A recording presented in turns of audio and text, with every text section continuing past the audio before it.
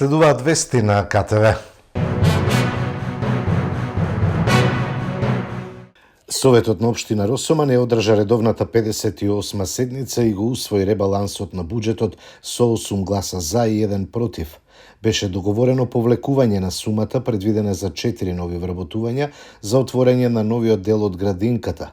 Советниците се договорија да закажат средба со Министерството за труд и социјална политика и да побараат во најскоро време отворање на новиот дел на градинката Праскичка.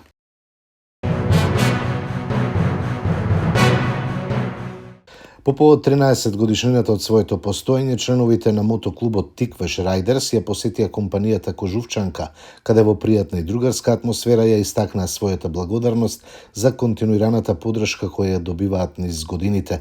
Во знак на почит и благодарност, клубот им врачи пригодни подароци на градоначалникот Митко Јанчев и неговата сестра Јанинка, долгогодишен поддржувач на клубот и компанијата Кожувчанка. Со овој символичен чин, двајцата беа прогласени за почесни членови на клубот, како признание за нивната посветеност, поддршка и пријателство. Мотоклубот Тикваш Рајдерс најави дека ова партнерство и пријателство ќе продолжи во иднина со заеднички заложби за поддршка на младите, хуманитарни иницијативи и промоција на моторизмот како стил на живот и култура.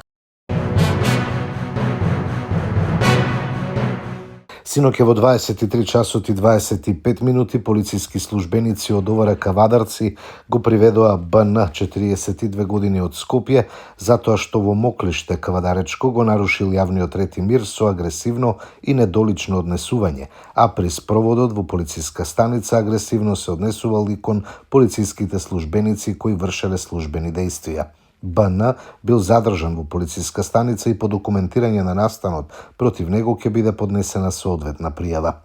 Исто така ноќеска во 1 часот и 35 минути на улицата Кочо Рацин во Кавадарци полициски службеници од полициското оделение за безбедност на патниот сообраќај при ОВР Кавадарци го лишиле од слобода ТП 58 години од Скопје. При сообраќај на контрола и превземени мерки било констатирано дека управувал патничко возило Volkswagen Golf со кочански регистарски ознаки под дејство на алкохол, односно му биле измерени 2,13 промили алкохол во крвта.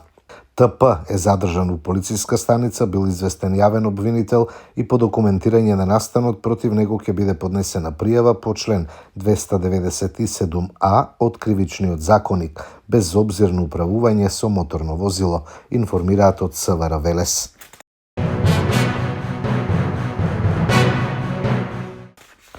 Зошто во ниту еден момент ниту обвинителот Коцевски, ниту министерот за внатрешни работи Тошковски, ниту премиерот Мицковски не се осудија да го коментираат потеклото на пиротехниката која го предизвика пожарот во дискотеката Пулс, кој зема 62 млади животи, а повредени беа 200 млади луѓе, прашуваат од СДСМ.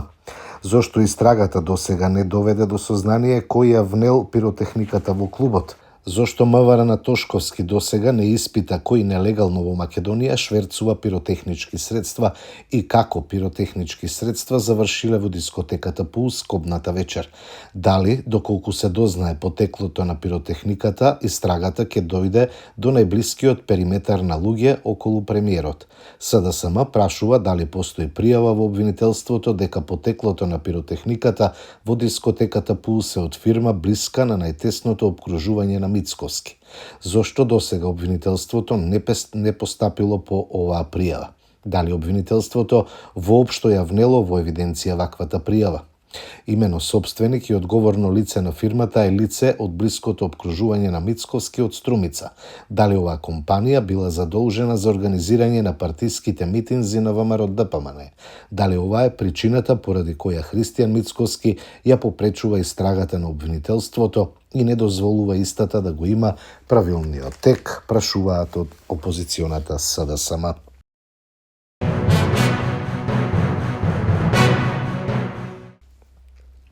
Во време на ковид пандемија и енергетска криза, Заев и Филипче се богателе врз грбот на граѓаните кои плаќаат драстично повисоки сметки за струја, обвинуваат од владеачката ВМРО ДПМН. Венко Филипче трет ден молчи, велат од таму, за испумпувањето на десетици милиони евра од ДСМ од страна на Вице Заев и фирми кои водат лично до него. Вице Заев, Зоран Заев и Венко Филипче се директно виновни што струјата во нивно време се покачи за над 50%. Фирми блиски до Заев и Филипче препродавале јаглен на ЕСМ за 3 пати поскапо од набавеното. Зоран Заев, Вице Заев и Венко Филипче, за да можат да се богатат врз грбот на граѓаните, креирале мрежа на фирми и посредници за ископ, транспорт и продажба на јаглен од Грција на ЕСМ. Грчкиот јаглен горел во Македонија, а профитот завршил кај Вице Заев во Бугарија, обвинуваат од ВМРО ДПМН.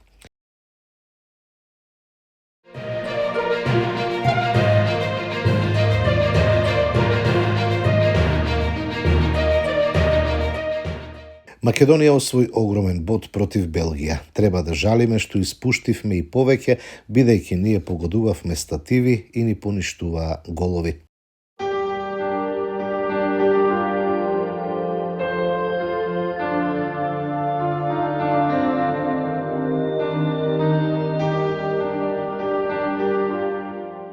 Времето утре сончево и многу топло со мала до умерена локална облачност, ќе дува слаб до умерен ветер од јужен правец, температурата до 37 степени. Од понеделник ќе дува умерен до засилен северен ветер, а дневната температура ќе опадне за 3 до 5 степени. Во попладневните часови ќе има услови за локална појава на нестабилност со пороен дожд и грмежи. Ги гледавте вестите, имајте пријатни мигови со нашата програма.